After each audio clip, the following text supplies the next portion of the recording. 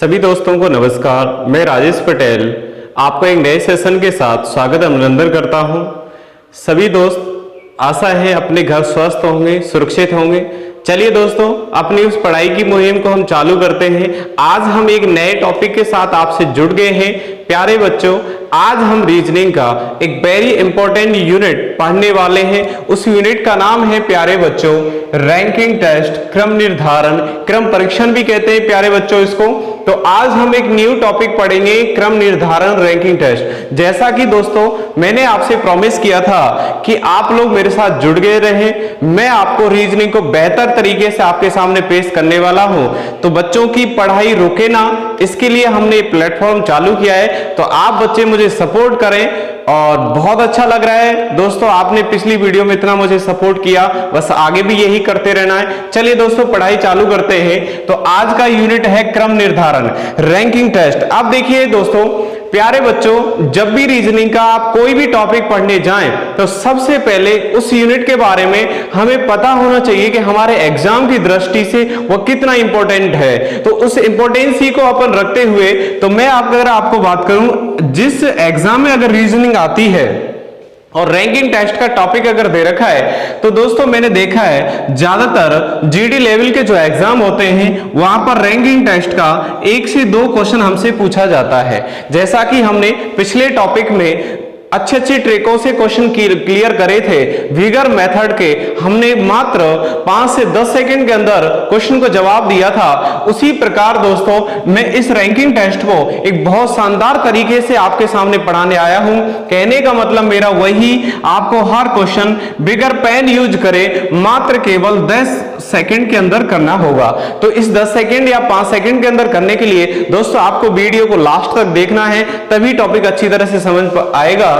तो बात करते हैं दोस्तों रैंकिंग टेस्ट। जैसा कि आप लोग लिखा पा रहा है, देखो दोस्तों हम इस यूनिट को बड़े धीरे धीरे पढ़ेंगे, टाइप बाय टाइप, एक सिस्टमेटिक हमें चलना है। तो मैं बात करूं कि हमारे एग्जाम की दृष्टि से 1 से 2 नंबर ये देने वाला है। तो इस यूनिट के अंदर दोस्तों हम बात करेंगे लगभग 4 से 5 टाइप की बात करेंगे। आज हमने पहला टाइप डाला है, हेडिंग डालो फर्स्ट टाइप। आप अपनी कॉपी पेन लेकर बैठे प्यारे बच्चों, क्रम निर्धारण यूनिट का नाम लिख लीजिएगा। अब देखो टाइप बाय चलते हैं। पहले मैं इसका बेसिक समझाऊंगा, फिर आपको सूत्रों के द्वारा, ट्रिक के द्वारा इन क्वेश्चन को हल करना है। तो प्यारे बच्चों रैंकिंग टेस्ट का पहला प्रकार, इसमें क्या होता है बच्चों, हमें व्यक्तियों की कुल संख्या पूछता है या पंक्ति में व्यक्ति की स्थिति देकर प्यारे बच्चों उसकी दिशा भी पूछ सकता है। जैसे मैं आपको बात करूं, जैसे क्वेश्चन आया एक पंक्ति में ए का बाएं से 20वां है, दाएं से 10वां है, तो बताइए कुल व्यक्ति कितने हैं। या फिर कुल व्यक्ति 20 है, बाएं से इतना है तो दाएं से ज्ञात करो। 2 व्यक्ति हैं, आपस में अपने स्थान परिवर्तन करते हैं, तो अब बताइए उनके स्थान, या कुल व्यक्ति पूछना। ऐसे बहुत सारे क्वेश्चंस हमारे यूनिट कौन सी पूछे जाने वाले हैं बताओ, रैंकिंग टेस्ट क्रम निर्धारण। तो जैसा कि दोस्तों मैंने एक क्वेश्चन लिखा है, आप लोग पढ़ पा रहे हैं। क्वेश्चन है एक पंक्ति में राम का बाएं से 5वां है और दाएं से 7वां है, तो बताइए पंक्ति में कुल कितने व्यक्ति हैं। कुल व्यक्तियों की संख्या बताना है। तो दोस्तों पहले तो हम करेंगे इसको मेथड से। मैं आपको हर क्वेश्चन को 2 से 3 प्रकार से समझाऊंगा, जोन सी ट्रिक आपको बेस्ट लगे उससे आपको प्यारे बच्चों करना है। तो अपना पहला क्वेश्चन है एक पंक्ति में राम का बाएं से 5वां है और दाएं से 7वां है, तो बताइए पंक्ति में कुल कितने व्यक्ति हैं। अब देखिए दोस्तों इसमें आता है कम से कम कितने हो सकते हैं, ज्यादा से ज्यादा कितने हो सकते हैं, या 3 क्वेश्चन पूछे जाते हैं कुल व्यक्ति कितने हैं। ये डिपेंड करेगा विकल्प पर हम अभी सिंपल क्वेश्चन कर रहे हैं, इनकी भी आगे बात करेंगे प्यारे बच्चों। कुछ भी नहीं छोड़ा जाएगा, बने रहिए आप लोग क्लास के साथ। देखिए एक पंक्ति में बाएं से 5वां है और दाएं से 7वां। देखिए मान लीजिए हमने एक पंक्ति बनाया इस प्रकार से, आप लोग जानते हैं ये बायां भाग होता है प्यारे बच्चों, और ये हमारा कौन सा भाग होता है, दायां। जब भी आपको व्यक्तियों का चेहरा कोई सी भी दिशा में नहीं दे रखा है तो प्यारे बच्चों आपको सभी का चेहरा राइट हैंड मतलब उत्तर की ओर मानना है। और जब उत्तर की ओर आप केंद्र की ऐसे मानते हैं तो इधर हमारा राइट हैंड हो जाता है, जिसे आप दायां भाग कहते हैं, और इधर मेरे प्यारे बच्चों लेफ्ट हैंड हो जाता है, जिसे आप बायां कहते हैं। अब उसने कहा एक व्यक्ति है जिसका नाम है राम, वह व्यक्ति इस पंक्ति में बाईं ओर से जब गिनते हैं तो 5वें स्थान पर बैठ जाता है। चलिए भाई गिनिए, मान लीजिए अपना राम व्यक्ति यहां पर है, इसको अगर मैं इधर से गिनूं तो प्यारे बच्चों इसका स्थान कितना है बताइए, 5वां है। इसी राम को जब बच्चों उसने क्या कहा, और राम दाईं ओर से 7वें स्थान पर है, इस दाईं ओर से अगर हम गिने तो इसी राम का जो नंबर है वो कितना नंबर प्राप्त हो जाता है बताइए, 7वां नंबर प्राप्त हो जाता है। आपसे पूछा है कि बताइए सवाल के अंदर कुल व्यक्ति कितने हैं। जब भी प्यारे बच्चों कुल व्यक्ति अगर हमसे पूछा जाए तो आपको क्या काम करना है, हम गिनती करके टोटल हम योग कर लेते हैं। क्या कर लेते हैं बच्चों, योग कर लेते हैं। तो आप लोग क्या करेंगे, 5 में 7 जोड़ेंगे और तो कितना हो जाएगा, 12 आंसर बच्चों यहां पर नहीं होगा। तो आप लोग यहां पर एक सूत्र यूज करेंगे जैसा कि मैं आपको बताने जा रहा हूं, फिर हम मेथड से भी क्लियर करेंगे। तो प्यारी अच्छी ट्रिक है दोस्तों, क्या है, कुल व्यक्ति बराबर दोस्तों एक छोटा सा सूत्र है, पूरा यूनिट इसी से हल होगा, बायां प्लस में दायां, बायां प्लस में दायां, बोलेंगे बच्चे मेरे साथ, बायां प्लस में दायां माइनस 1। इस प्रकार की ट्रिक का आपको यूज करना है, वेरी सिंपल ट्रिक है, बोलिए मेरे साथ, कुल व्यक्ति बराबर बायां प्लस में दायां माइनस क्या करना है प्यारे बच्चों, 1। तो देखिए बाएं से बताओ कितना नंबर है, 5। इधर से देखो दाएं से नंबर कितना दे रखा है, 7। 7 और 5 आपने जोड़ दिया, कितना हो गया दोस्तों बताइए, 12, और माइनस क्या करना है प्यारे बच्चों, 1। देखिए बाएं से 5 दाएं से 7, कुछ नहीं दिमाग लगाना, जैसा उसने कहा वैसे रखते हुए करेंगे।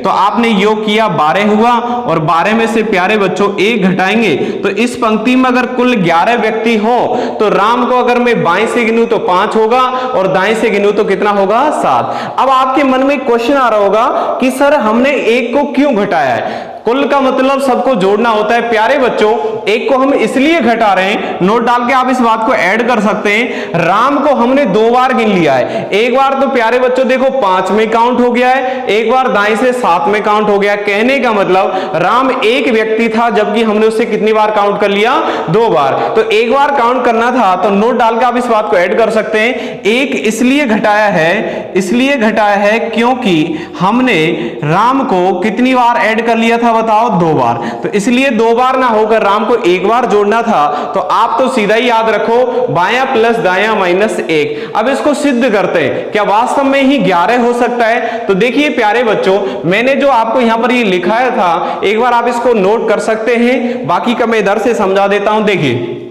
मान लीजिए प्यारे बच्चों ये हमारी एक पंक्ति है, ठीक है। इस पंक्ति में मान लीजिए राम को हम इस लेफ्ट हैंड और राइट हैंड से गिनती करेंगे। तो मैंने इधर से गिना तो गिना 1 2 3 4 5, इस 5वें स्थान पर मेरा राम बैठ गया। यही राम जब मैं इधर से गिनूं तो यही स्थान बच्चों 7वां होना चाहिए। तो गिनना 1 2 3 4 5 6 और यही स्थान कितना हो गया, 7। दोबारा गिनिए 1 2 3 4 5 6 7। तो प्यारे बच्चों हमें कुल बताना है तो गिनती कर लेना, आराम से करना, 1 2 3 4 5 6 7 8 9 10 11। तो टोटल कुल व्यक्ति संख्या कितना आ गया, 11। तो प्यारे बच्चों ये तरीका बहुत पुराना हो गया, इससे नहीं करेंगे आप लोग, क्योंकि मान लीजिए ये तो 5 और 7 था, संख्या 150 आ जाए तो ऐसे लाइनिंग्स खींच के आप कब तक करोगे क्वेश्चन को। तो इसलिए प्यारे बच्चों एक शानदार सूत्र, एक फॉर्मूला यूज करना है, ट्रिक है बायां प्लस दायां माइनस 1। और आपको कुल व्यक्ति जब भी एक व्यक्ति का दोनों दिशाओं से स्थान दे रखा है तो सूत्र यूज करना बायां प्लस दायां माइनस 1। तो आपने 5 में 7 जोड़कर 1 घटा दिया और 12 में से 1 गया तो कितना बच गया, 11। चलिए दोस्तों इसी प्रकार का हम एक नया अगला क्वेश्चन लेते हैं। आप लोग इसका स्क्रीनशॉट ले सकते हो, मैं साइड में हो जाता हूं। चलिए आशा है आपने ये क्वेश्चन अच्छी तरह समझ में आया होगा, और क्वेश्चन करेंगे अभी धीरे धीरे आपको समझना है। चलिए दोस्तों प्यारे बच्चों ऐसा ही एक नेक्स्ट अगला हम क्वेश्चन लेते हैं। जैसे कि मैंने लिखा आपको इसे करके बताना है। चलिए मैंने यही पंक्ति कहा, नाम चेंज कर दिया, कुछ नहीं बस कुछ स्थान आपको चेंज करने। मैंने कहा एक पंक्ति में ए का बाएं से मान लीजिए उसने कहा 50वां स्थान है और दाएं से उसने कह दिया मान लीजिए 20वां स्थान है। तो बताइए अब इस पंक्ति में कुल कितने व्यक्ति होंगे, ये कंडीशन करना है। तो करके बताएंगे आप लोग, आपके सामने सब कुछ लिखा हुआ है, जल्दी से आप लोग इस सवाल का आंसर दीजिए।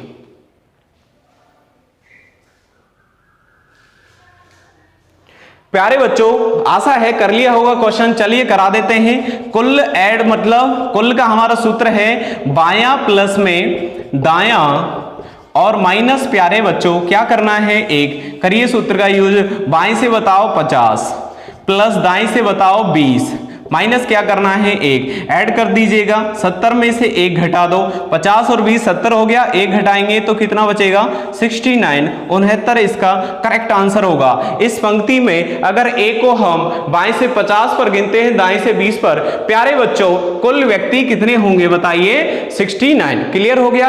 अब देखिए बच्चों, एक क्वेश्चन मैं आपसे पूछने जा रहा हूं जो बहुत बार एग्जाम में आ चुका है। देखता हूं आप में से कितने बच्चे उस सवाल का आंसर यहां पर देते हैं। आशा है छोटी छोटे सवालों के साथ, मैंने आपसे प्रॉमिस किया था मैं छोटी छोटी वीडियो से आपको रोजाना एक टाइप एक नंबर कंप्लीट कराने वाला हूं। चलिए दोस्तों, हमारा नेक्स्ट अगला क्वेश्चन है। मैंने कहा एक पंक्ति में, समझना क्वेश्चन को, एक पंक्ति में पूजा का, एक पंक्ति में, ये तो नाम में कुछ भी हो सकता है, एक पंक्ति में पूजा का दोनों ओर से गिनने पर, दोनों ओर से गिनने पर उसका मान लीजिए उसने कहा 11वां स्थान प्राप्त होता है। एक पंक्ति में पूजा को दोनों ओर से गिनने पर 11वां स्थान प्राप्त होता है, तो बताइए, तो बताओ कुल व्यक्ति कितने हैं। तो हमें कुल बताना है। चलिए मैं यहां पर विकल्प दे देता हूं, आप लोग आंसर बताएंगे। पहला है 10, बी में है 20, सी में है 21। बहुत बार क्वेश्चन आ चुका है दोस्तों। और एक ऑप्शन है कोई नहीं, इनमें से कोई नहीं। करिए, मात्र आपको 10 सेकंड का समय दिया जा रहा है, करिए इस क्वेश्चन को।